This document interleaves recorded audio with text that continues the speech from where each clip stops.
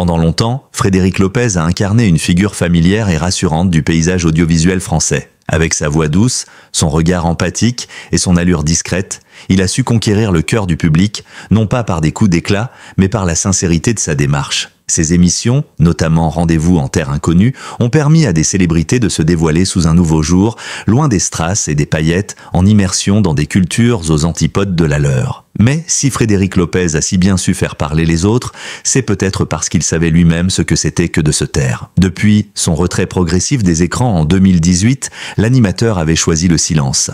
Un silence volontaire, nécessaire, presque vital. Beaucoup de ses fans se sont interrogés. Pourquoi une telle disparition ? Alors qu'il semblait au sommet de sa carrière. Certains ont parlé de fatigue, d'autres de lassitude. D'autres encore ont évoqué une envie de se recentrer sur l'essentiel. Après tant d'années à courir après le temps, les tournages, les émotions des autres. Mais peu savaient que derrière cette mise en retrait se cachait une tempête intérieure. C'est en 2025, dans une interview poignante accordée à un grand média national, que Frédéric Lopez a décidé de briser le silence. Un moment rare, précieux, durant lequel il est revenu sur ses choix, ses blessures, et surtout sur l'amour de sa vie. Car oui, après des années à se cacher derrière les mots des autres, il a enfin osé prononcer les siens. Et ce qu'il révèle dans cet entretien bouleverse autant qu'il inspire. Il y a un amour que je n'ai jamais pu oublier. Un amour que je n'ai jamais vraiment pu vivre pleinement et que je n'ai jamais cessé de porter en moi. Cette phrase, dite avec émotion, marque un tournant. Elle dit tout, la douleur du manque, la nostalgie du passé,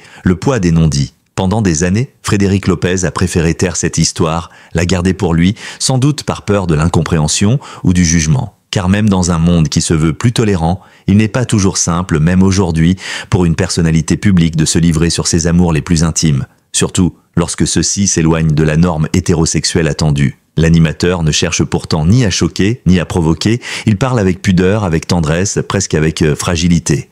Mais derrière cette discrétion se cache une force immense, celle d'un homme qui a cheminé longtemps pour arriver à cette parole libératrice. J'ai passé ma vie à écouter les autres me parler de leurs sentiments, de leurs douleurs, de leurs révélations. J'ai aidé beaucoup de gens à se découvrir, mais je ne m'étais jamais vraiment donné la même chance. Ce moment d'introspection, Frédéric Lopez l'a vécu comme un second souffle.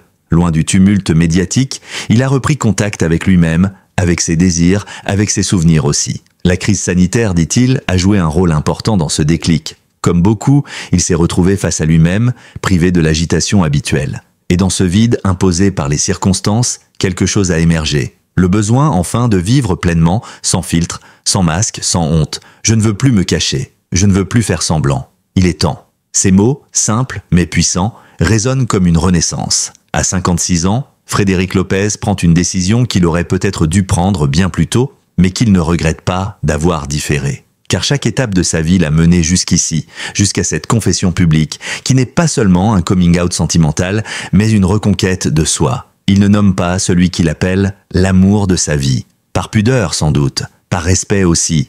Ce qu'il offre au public, ce n'est pas une histoire romancée, spectaculaire, prête à être disséquée par les tabloïds. C'est un fragment d'humanité, une vérité nue, offerte avec sincérité. Et c'est peut-être cela qui touche autant, ce mélange de force tranquille et de fragilité assumée. Le retour de Frédéric Lopez dans les médias ne s'accompagne d'aucune campagne promotionnelle tapageuse. Il ne vient pas vendre un livre, ni lancer une nouvelle émission. Il revient en tant qu'homme, simplement, un homme qui a aimé, qui a eu peur, qui s'est tu, et qui aujourd'hui parle, parce qu'il sait que chaque mot, chaque aveu, chaque larme retenue trop longtemps peut devenir une source de libération, non seulement pour lui, mais pour d'autres aussi. Cette déclaration bouleversante n'est que le début d'un récit plus vaste. Dans les chapitres suivants, il livrera davantage de détails sur cet amour passé, sur les raisons de leur éloignement, sur les regrets qui le hantent encore parfois et sur les espoirs qu'il nourrit désormais. Mais déjà, ce premier chapitre est un bouleversement. Il révèle un Frédéric Lopez plus humain que jamais, plus proche que jamais. Et surtout, plus vrai. Après avoir ouvert la porte sur son jardin secret, Frédéric Lopez franchit une nouvelle étape dans son récit, celle qui touche à l'intime, au profond, au sacré. Il évoque celui qui a marqué sa vie d'un sceau indélébile sans pour autant révéler son nom. Pas par honte, bien au contraire, mais par pudeur, par respect de cette histoire unique qu'il veut préserver de l'agitation médiatique. Il ne s'agit pas ici d'un scoop sentimental. Il s'agit d'un hommage, d'un aveu vibrant à celui qui fut et est peut-être encore l'amour de sa vie. Je l'ai rencontré il y a très longtemps, à une époque où je ne savais même pas que c'était possible. Ce qu'on a partagé était simple, intense, mais aussi fragile. C'est ainsi que Frédéric amorce le récit de cette rencontre sans phare, mais avec une émotion palpable dans la voix. Ce n'était pas sur un plateau de télévision, ni dans les coulisses d'un événement mondain. Non, c'était dans la vie ordinaire, celle que l'on ne montre pas à l'écran. Un regard échangé, une conversation qui dure, un sentiment qui s'installe. Cet homme, Frédéric le décrit comme lumineux, drôle, cultivé et extrêmement libre.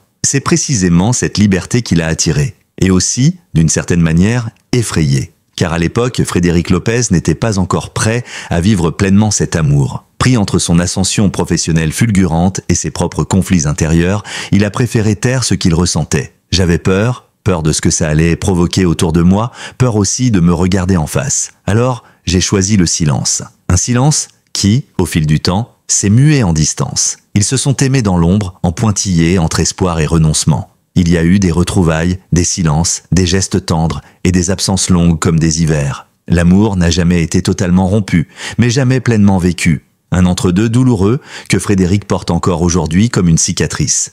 Il m'a appris à m'aimer et je ne l'ai compris que bien trop tard. Dans cette phrase, tout est dit. Il ne s'agit pas seulement d'un homme qu'il a aimé, mais d'un miroir dans lequel il a enfin pu se voir entier, vulnérable, vrai. Et c'est peut-être cette révélation-là, plus que l'amour lui-même, qui a bouleversé l'animateur. Car ce que l'on reçoit de plus précieux dans une relation, ce n'est pas seulement l'affection, c'est la permission d'être soi. Frédéric Lopez ne blâme personne, ni lui, ni l'autre. Il parle sans rancune, sans regret destructeur, juste avec cette lucidité qui naît du temps passé et du cheminement personnel. Je ne lui en veux pas d'avoir voulu vivre sa vie ailleurs. Je lui en suis même reconnaissant.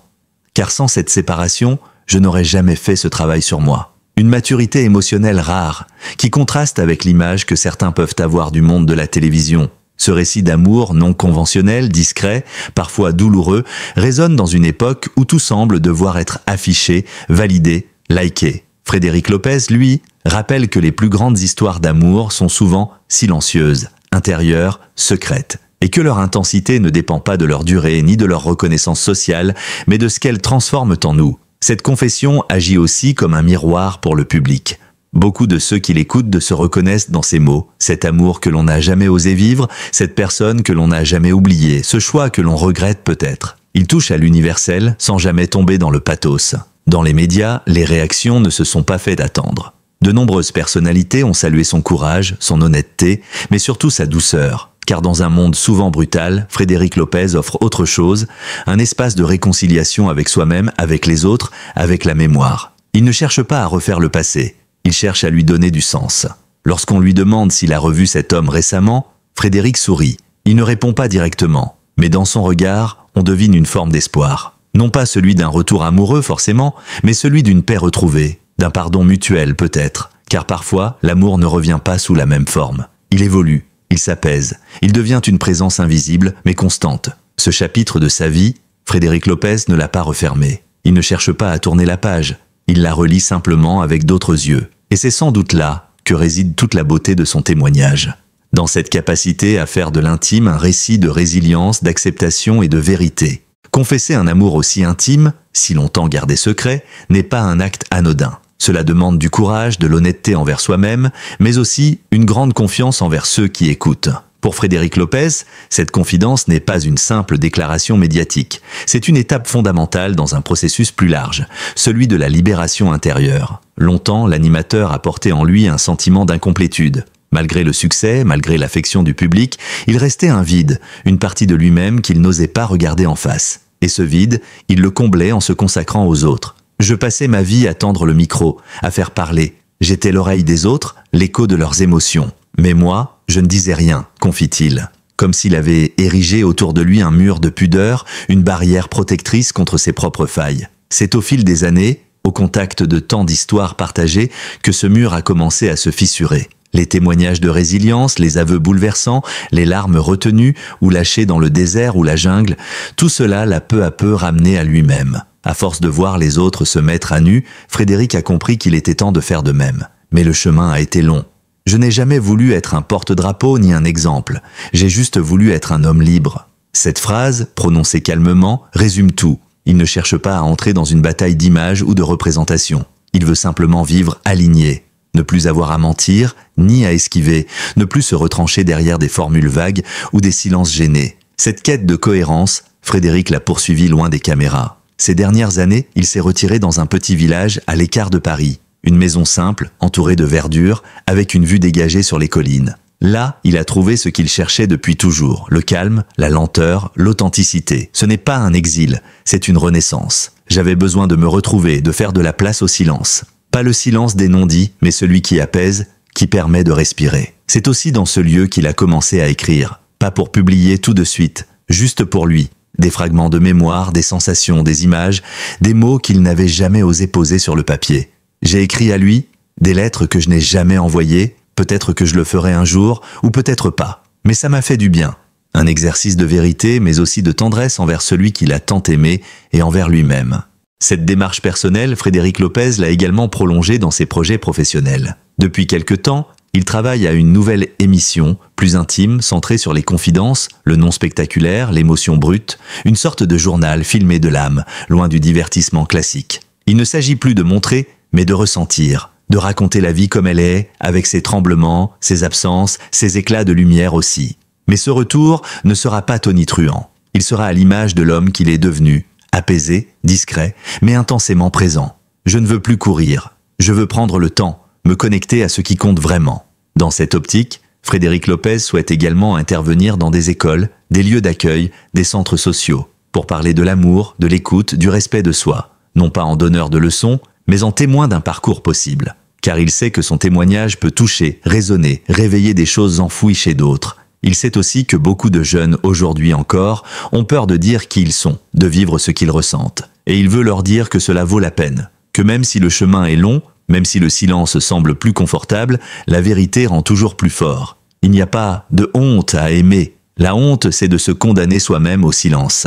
C'est donc un Frédéric Lopez transformé que l'on découvre aujourd'hui. Un homme qui, au-delà du présentateur reconnu, assume pleinement sa part d'ombre et de lumière. Un homme qui n'a plus besoin de jouer un rôle, qui n'a plus peur de pleurer en public, qui ne cache plus son amour derrière des détours. Ce n'est pas un revirement, c'est un accomplissement. Une manière de dire « voilà c'est moi » et c'est déjà beaucoup. De sa vie, après l'ascension médiatique, puis le retrait volontaire, commence peut-être le plus beau, celui de la paix retrouvée. Et il le partage avec une humilité désarmante, comme pour inviter chacun à faire de même, à son rythme, à sa manière. Lorsque Frédéric Lopez a pris la parole pour dévoiler l'amour qu'il avait si longtemps gardé secret, il n'avait pas pour ambition de faire la une des journaux. Il ne cherchait ni l'admiration, ni la controverse.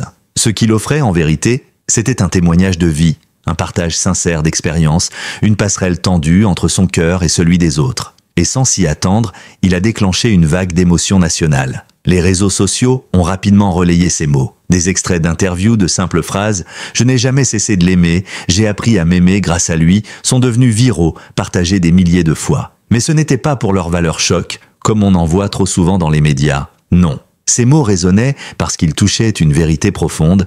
L'amour, le vrai, ne connaît ni les étiquettes, ni le spectacle, ni le temps. Il vit en nous, parfois à notre insu, parfois en silence, mais toujours avec force. Frédéric Lopez, par son récit, a donné à beaucoup la permission d'être vulnérables. Des hommes et des femmes, jeunes ou plus âgés, ont témoigné à leur tour des histoires d'amour tu, de séparation non digérée, de retrouvailles inespérées. Des récits comme le sien, suspendus entre ce qui a été et ce qui aurait pu être. Et tous, dans un élan collectif inattendu, semblaient dire « merci ». Car au fond, ce qu'a transmis Frédéric Lopez, au-delà du simple aveu, c'est une leçon essentielle, celle de l'acceptation de soi. Il nous a rappelé qu'il n'est jamais trop tard pour aimer, pour dire, pour pardonner, pour se pardonner aussi. Il a montré qu'on pouvait avoir eu peur, avoir fui, avoir échoué, et malgré tout, revenir à soi, dignement, paisiblement. Sa démarche a aussi ouvert un débat plus large sur la place de l'intime dans l'espace public. Certains se sont demandé s'il était nécessaire, voire opportun qu'une figure médiatique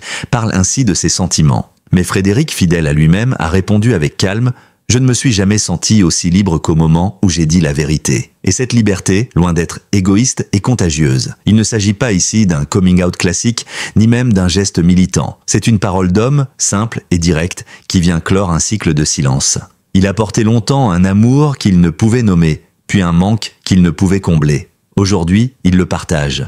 Non pour se soulager, mais pour créer du lien. Pour dire aux autres « Moi aussi j'ai eu peur, moi aussi j'ai aimé sans oser, et pourtant je suis encore debout. Cette posture, humble et puissante à la fois, fait de Frédéric Lopez une figure singulière dans le paysage médiatique. Il n'a jamais crié, jamais provoqué. Il a toujours préféré écouter, comprendre, relier. Ce n'est pas un hasard si ses émissions ont tant marqué. Elles reflètent ce qu'il est profondément. Et désormais, cette humanité n'est plus seulement projetée vers les autres. Elle revient vers lui. Elle l'habite, elle le redessine. Dans ses projets futurs, il souhaite continuer à explorer ces territoires sensibles. Il parle de podcasts, de formats plus libres, où la parole pourra circuler sans contrainte. Il rêve de créer un espace où chacun pourrait raconter l'amour qu'il n'a jamais dit. Une sorte d'atelier d'histoires oubliées, où les émotions pourraient reprendre place sans honte ni jugement. Et peut-être un jour, invitez-lui, l'homme de sa vie, à parler aussi si l'envie est partagée. Mais qu'importe au fond s'il le revoit ou non. Ce qui compte, c'est ce qu'il a reconquis. Son droit à la tendresse, à la mémoire, à la douceur d'un passé qui ne le hante plus, mais qui l'embrasse. Et c'est peut-être là la plus belle des victoires, ne plus avoir peur de son histoire. Le parcours de Frédéric Lopez est donc bien plus qu'un simple récit d'amour. C'est une traversée, celle d'un homme en quête de vérité, de paix, d'alignement. Celle d'un animateur devenu témoin, d'un conteur devenu confident. Et c'est en cela que son témoignage dépasse sa propre personne. Il inspire, il console, il éclaire. Alors que l'interview touche à sa fin, Frédéric conclut par une phrase simple, presque chuchotée. L'amour, ce n'est pas toujours une histoire que l'on vit à deux. Parfois, c'est une lumière qui nous guide, même seul. Et dans le regard de celui qui a si longtemps vécu dans la réserve, brille désormais une clarté nouvelle. Celle de quelqu'un qui n'a plus rien à prouver. Qui a simplement appris, enfin, à s'aimer lui-même. Merci d'avoir regardé cette vidéo jusqu'au bout. Votre fidélité et votre attention nous touchent énormément. Si vous avez apprécié le contenu, n'oubliez pas de vous abonner à la chaîne pour ne rien manquer de nos prochaines publications. Laissez-nous un commentaire juste en dessous pour partager votre avis, vos émotions ou vos réflexions sur ce que vous venez de voir. Nous lisons chaque message avec attention. Activez la cloche pour être notifié dès la sortie de nos prochaines vidéos, toujours plus passionnantes, exclusives et remplies de révélations. Encore merci pour votre présence et à très vite pour de nouvelles histoires captivantes.